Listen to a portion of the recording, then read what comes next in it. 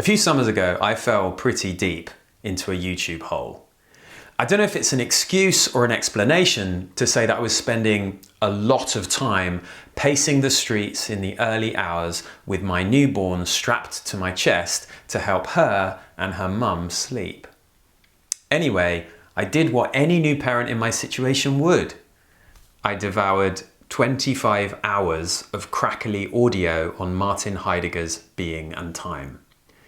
The lectures were by Hubert Dreyfus, an affable UC Berkeley philosophy professor who was a torchbearer for Heidegger in the US. I found my way to the lectures by some combination of instinct and recommendation and stayed for the fascination that started to arise in me with these ideas.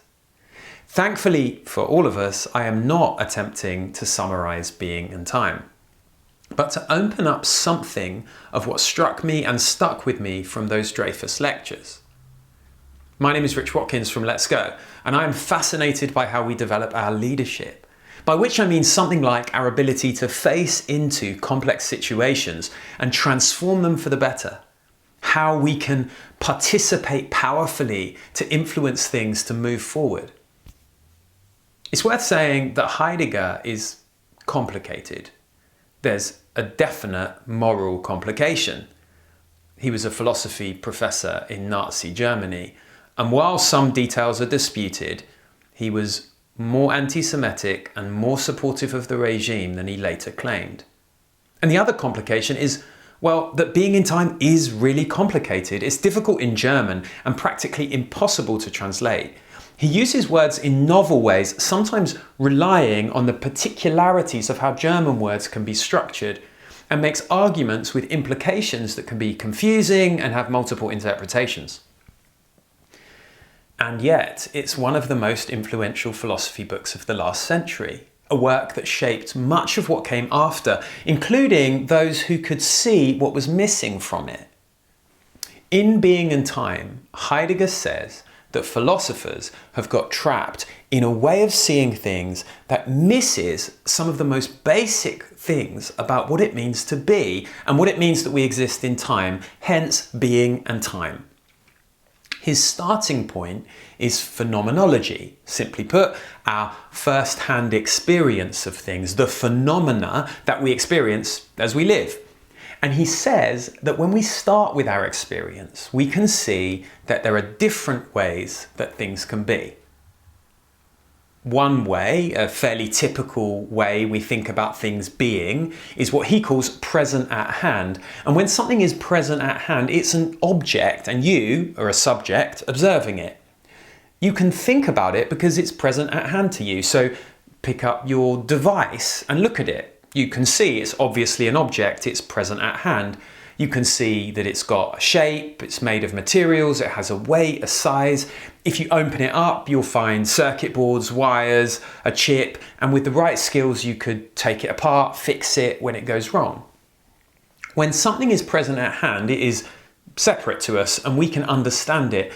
And investigating and interrogating objects is the important work of science and most classic philosophy. But Heidegger says that there's another way that things can be that's been neglected because it's even more basic. We've taken it for granted and we've missed something fundamental.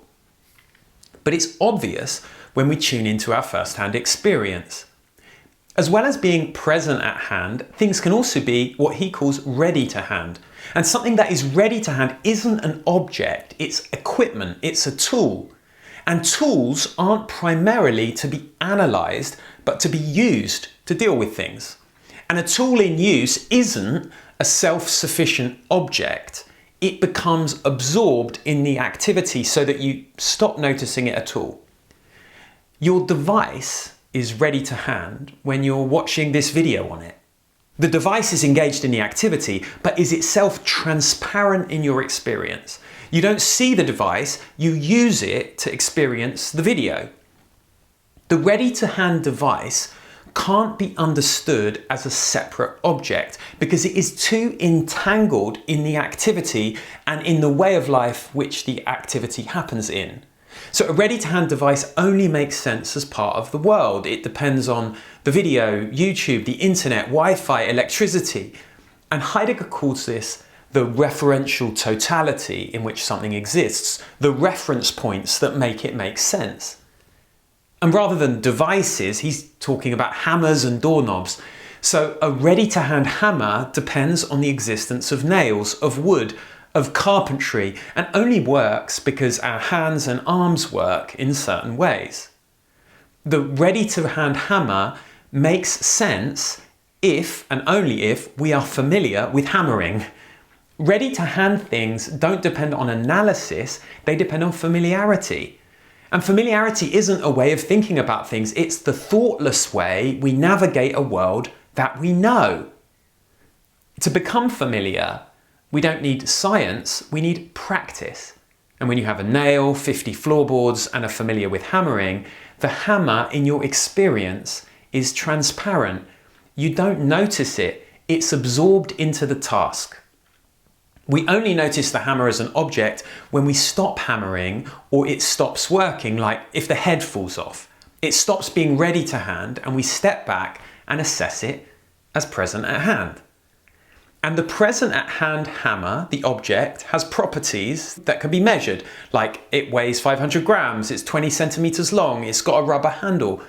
But when it's ready to hand, it doesn't have properties, it has aspects, like I can keep hammering all day, or I don't lose my grip.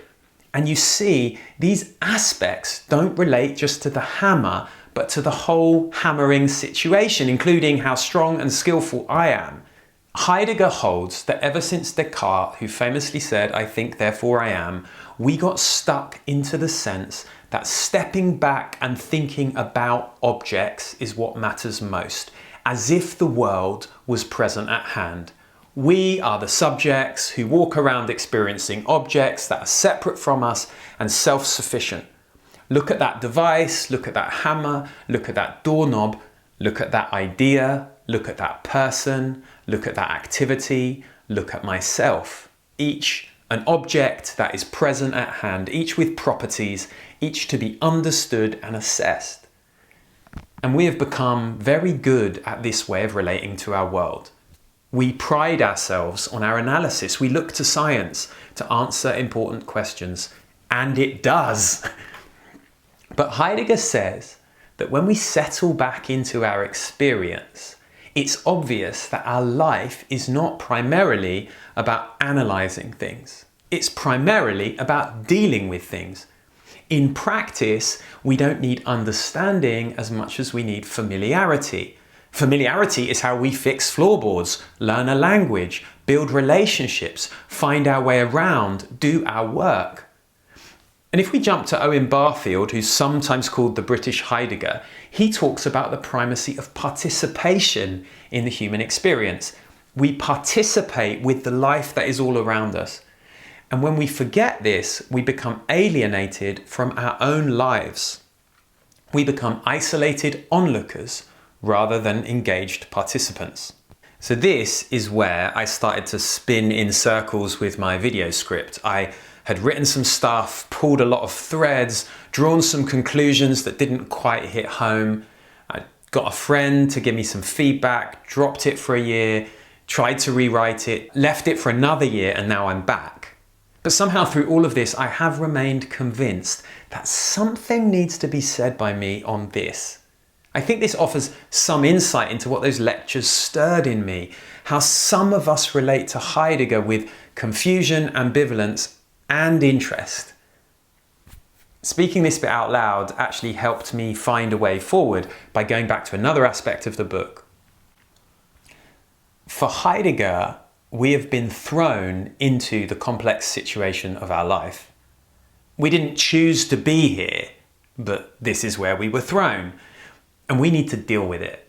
We need to orientate ourselves somehow. But he says we can't just orientate by following prescriptive rules, by stepping back and objectively figuring it all out, or by following the crowd. We orientate by connecting to what we care about, what he calls our for the sake of. Because it's caring about things that helps us find our way in messy, complex situations. He criticizes our tendency to look for formulaic answers for what to do. It's like we want to know the thing one should do in situations like this. But his response is, there aren't situations like this. There's just this situation. And engaging authentically with the uncertainty of that won't be repeating etiquette or doing the done thing. You will likely need to do things that haven't been done. You will need to be resolute, and you will likely be criticized. But we are only really being there in our lives when we are authentic rather than automatic. So here I'm making the link to leadership. In much common discourse, leadership is lists of traits one should have, the qualities or characteristics one needs as a leader, ways of speaking that one should use, what one should do in situations like this or that. And to justify this, we look to people with a reputation, influencers. They offer us case studies, write books, make posts. We reference psychological experiments, applying the results from one context as if they apply to all contexts, with all the repeatability challenges that have emerged from that, as if leadership itself was present at hand, a thing we could look at and assess objectively. People really, really, really want there to be a science of leadership. But leadership is not a science. It is a practice. We have been thrown into such different contexts. There can't be one best practice way of getting things done with people. Different leaders or ways of leading are effective in different ways at different times to different extents. And to lead in our context, we don't need leadership best practices as much as we need deep familiarity with our situation. And we can only really orientate connected to what we care about.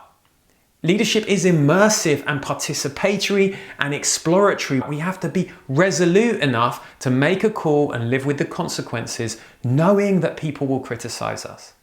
So in this way, leadership is ready to hand, the practice of dealing with things, navigating the world anew. And every so often things will stop working.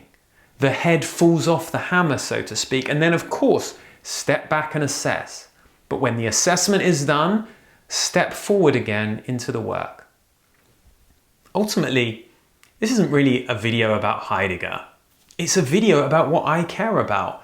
These Heideggerian ideas are a way to step back and analyze something that I sense isn't working in conversations about leadership. The video expresses something that matters to me about our work at Let's Go, where leadership is not a science. It's a practice of facing ambiguity and complexity. And I don't think we should look to general rules or universal best practices, but tools that enable us to deal with situations. We need hammers more than we need textbooks. We want lenses that can bring into focus the whole situation in all of its particularities, including our position, our preferences, our ethics as leaders. This video isn't intended as the way everyone should think about leadership, or indeed a sufficient account. It's offered as a reminder that experience and practice doesn't come from analysis and assessment. If anything, it's the other way round.